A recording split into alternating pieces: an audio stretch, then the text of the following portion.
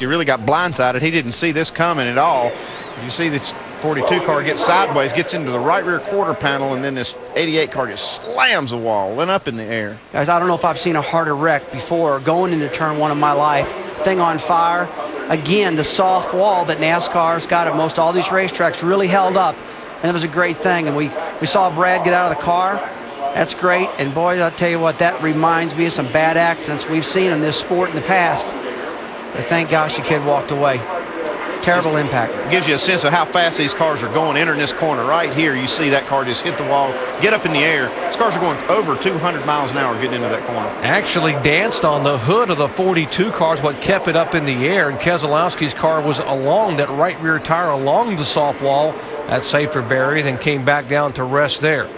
It's a scary crash, guys. I hate to say things like this, but it reminds me of a long time ago when Dale Sr. hit the wall at Daytona, a hard impact like that. And this is Dale Jr.'s car. But it looks like everybody's okay. Brad's shooken up pretty bad. Brad Keselowski awake enough to be able to put the window net down and talk to the safety crews there. And we certainly are not going to speculate because they're being very ginger with his feet and legs, because you see how the front of the car with that kind of impact at, as you said, Andy, almost 200 miles per hour. They have a safety cage in there, but obviously his foot was there on the pedals underneath in the cockpit. Let's watch and listen here to what happened just a moment ago.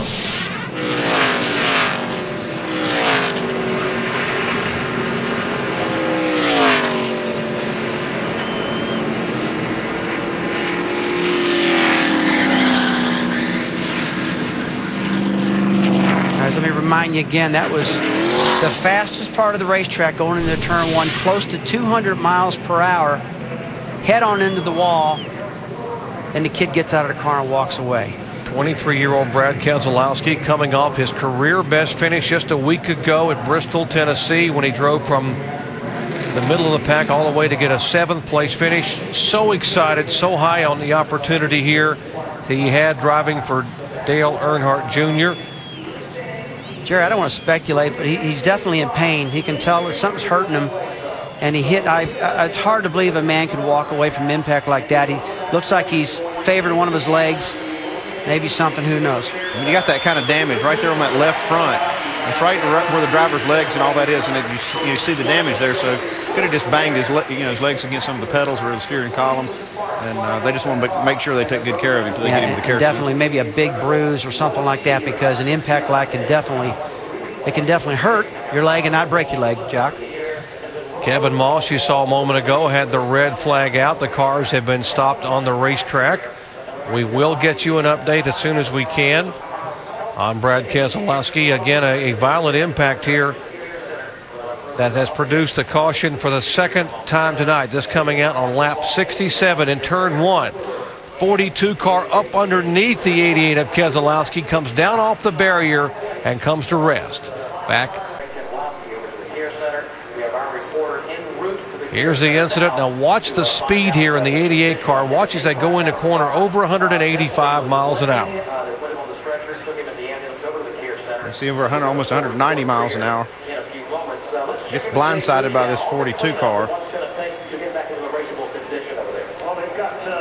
Car on its side up on the wall, still going upon impact right at 100 miles an hour as it came across the hood of Allmendinger's Dodge. And now comes back down across the racetrack. Another look looking across turn two.